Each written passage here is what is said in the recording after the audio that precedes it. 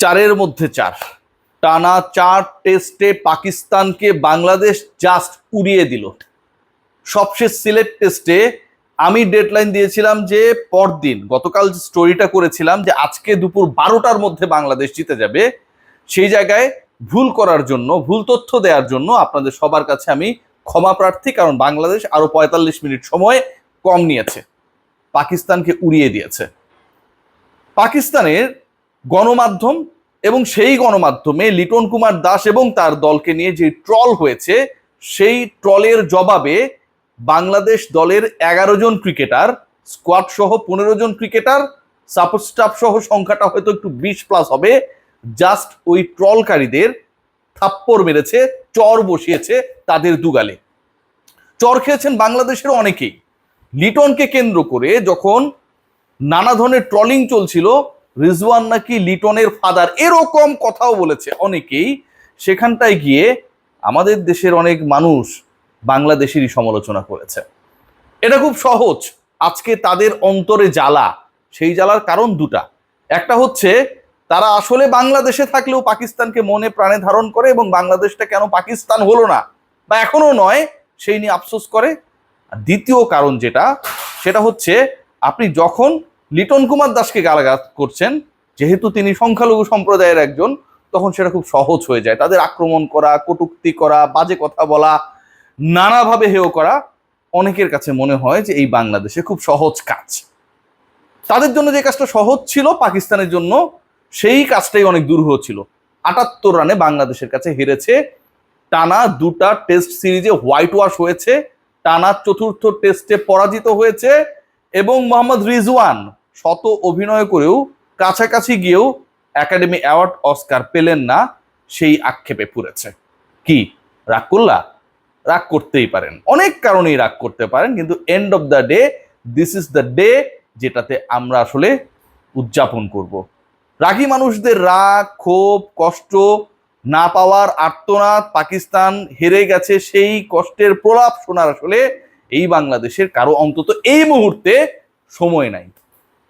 ভাবতে পারেন যারা পাকিস্তানি, যারা বাংলাদেশকে গালাগাল করেছে গত 24 ঘন্টায় অথবা গত 18 ঘন্টায়, তাদের সাথে যখন এই দেশের মানুষজন, এই দেশের হাওয়ায় আলোয় বড় হওয়া মানুষজন এক হয়, আমাদের জাতীয় দলকে গালিগালাজ করে, ঠিক তখন কেমনটা লাগে।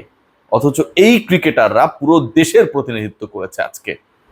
হোয়াট অ্যাবাউট তাইজুল ইসলাম? মূল ক্রিকেটে যদি ফিরে যায়, আজকের সবচেয়ে বড় ক্যারেক্টার তাইজুলের এই ক্যারেক্টারকে আলোচনা করতে গেলে শুরুর দিকের আলোচনাটা করতে হয়।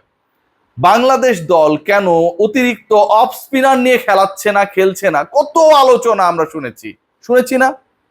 আরো একজন অফ স্পিনার দরকার ছিল, প্রয়োজনে আমরা তাইজুলকে বসিয়ে রাখতাম। Taijul is not effective. প্রথম টেস্টে তাইজুল খুব বেশি ইফেক্টিভ হন নাই, সত্য। প্রতিদিন আপনার সানডে না, প্রতিদিন আপনি 5 উইকেট পাবেন না, প্রতিদিন ম্যাচ জেতাবেন না।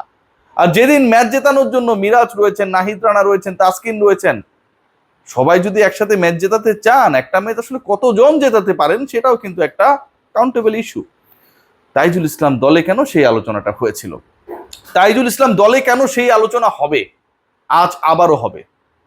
ক্যারিয়ারে 18তম বার 5 উইকেটের বেশি পেলেন, বাংলাদেশের হয়ে 273 উইকেট, টেস্টে যেটা সর্বোচ্চ, 27 উইকেটের দূরত্বে রয়েছে, টেস্টে ম্যাজিক ফিগার 300 উইকেট থেকে।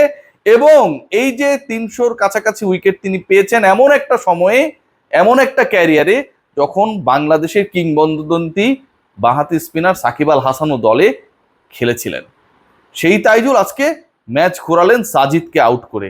সেই তাইজুল শেষ উইকেটটা নিলেন, মাঝখানে শরীফুল এলেন এবং সাথে সাথে 94 করা রিজওয়ান ড্রেসিং রুমের পথ ধরে গেলেন।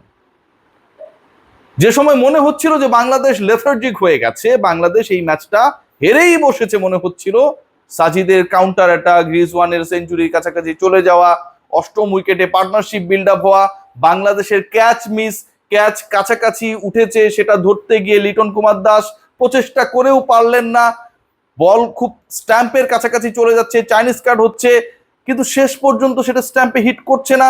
সকল ব্যাড লাক যখন এক হয়ে একটা মিছিলে নেমেছিল যে বাংলাদেশ হয়তো আজকে হেরেই যাবে, আর একই সাথে যাদের চরম আনন্দ, সুখানুভূতি তৈরি হয়েছিল বাংলাদেশে থেকে যে বাংলাদেশ সত্যি সত্যি হেরে যাবে, তাদের সেই আনন্দে পানি ঢেলে দিলেন। শেষ পর্যন্ত মেহেদী হাসান মিরাজ দুর্দান্ত ক্যাচ নিয়ে, তাইজুল ইসলাম 2টা উইকেট নিয়ে, শরীফুল ইসলাম দারুণভাবে এই ম্যাচে বাংলাদেশকে ফিরিয়ে। একটা ম্যাচে কত প্রাপ্তি! মুশফিকুর রহিমের 16,000 রান, আন্তর্জাতিক রান, সর্বোচ্চ সেঞ্চুরির রেকর্ড। লিটন কুমার দাস বাংলাদেশে যেখানে খাদের কিনারায় পড়ে গেছিল, ঠিক সেখান থেকে দলকে তুলে আনা সেই সেঞ্চুরি। তাইজুল ইসলামের বল হাতে পারফরম্যান্স, লিটন মুশফিকের সাথে 2 ইনিংসের টানা 2টা অসাধারণ অনবদ্য পার্টনারশিপ, যে পার্টনারশিপ গুলো না হলে আজকে হয়তো ম্যাচের ফলটা ভিন্ন রকম হতেও পারত। যে ধরনের স্লেজিং হয়েছে, এক পাকিস্তানি বলেছেন যে বাংলাদেশ এমন একটা দল যারা বিশ্বকাপে খেলে নাই, তাদের স্লেজিং মানায় না। আমার প্রিয় আমিনুল ইসলাম বুলবুল, আসসালামু আলাইকুম, শুনছেন? আপনার প্রিয় পাকিস্তান কাইট ডিপ্লোমেসি করে, যাদের সাথে আলোচনা করে বাংলাদেশকে বিশ্বকাপে খেলতে দেন নাই, আর কাইট ডিপ্লোমেসি করে পাকিস্তানকে ঠিকই বিশ্বকাপে খেলার পরটা সুগম করেছিলেন, সেই পাকিস্তানিরা বলে যে যেই দল বিশ্বকাপে খেলতে পারে না তাদের পাকিস্তানিদের স্লেজিং করার অধিকার নেই।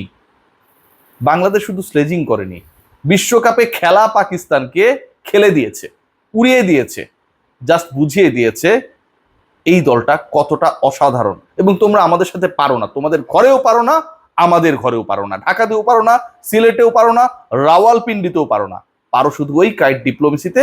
কারণ ওখানটায় আমরা পারার জন্য, ওই বাংলাদেশে অনেকে রয়েছে না যে এখনো বাংলাদেশ জিতেছে এটা হজম হচ্ছে না, তো ওখানে ডিপ্লোমেসি করতেই গিয়েছিল এমন একজন, যিনি আসলে বাংলাদেশ খেলুক না খেলুক পাকিস্তানের মান সম্মান রক্ষা করতে হবে, আইসিসি কে বাঁচাতে হবে সেই টার্গেট নিয়ে। সো ওই জায়গায় এই ঘটনা ঘটবেই। আজকের এই ম্যাচটায় আমার কাছে সবচেয়ে বেশি সিগনিফিক্যান্ট পার্ট যেটা মনে হয়েছে, এই টেস্ট দলটা একটা চনমনে অসাধারণ কনফিডেন্ট বডি ল্যাঙ্গুয়েজের বহিঃপ্রকাশ ঘটিয়েছে।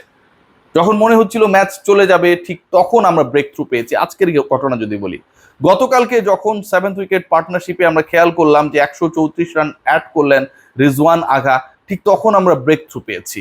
শেষ বিকেলে টানা 2 উইকেট নিয়ে টেস্টের খেলা যে ঘন্টায় ঘন্টায়, সেশনে বাংলাদেশ যেভাবে ম্যাচে ফিরেছিল, জয়ের জন্য আরো 120-এর কাছাকাছি পাকিস্তানের রান প্রয়োজন ছিল, টিম টাইগার্সের 3টা উইকেট। সেই রংটা বাংলাদেশ শেষ বিকেলে নিজেদের ক্যানভাসে তুলির আঁচড়ে চড়িয়েছিল ওই তাইজুলদের দ্বারাই। এই ম্যাচে কতগুলো হিরো, এই সিরিজে কতগুলো হিরো! মেহেদী হাসান মিরাজ 5 উইকেট নিয়েছিলেন, মুশফিকুর রহিম সেঞ্চুরি করেছেন, প্রথম টেস্টে অর্ধশতক করেছেন, লিটন কুমার দাস অনবদ্য কিপিং করেছেন, যে কিপিং এর আলোচনাটা, তার ব্যাটিং এত ভালো হয় যে সেই আলোচনা হয় না। স্লেজিং করে করে পাকিস্তানিদেরকে তাদের জাত চিনিয়েছেন। তাইজুল ইসলাম, যিনি চলেন না বলে মার্কেট 6 লাভ, সেই তাইজুল প্রুফ করে দিয়েছেন যে তিনি আসলে কতটা সচল অচলের ভিড়ে।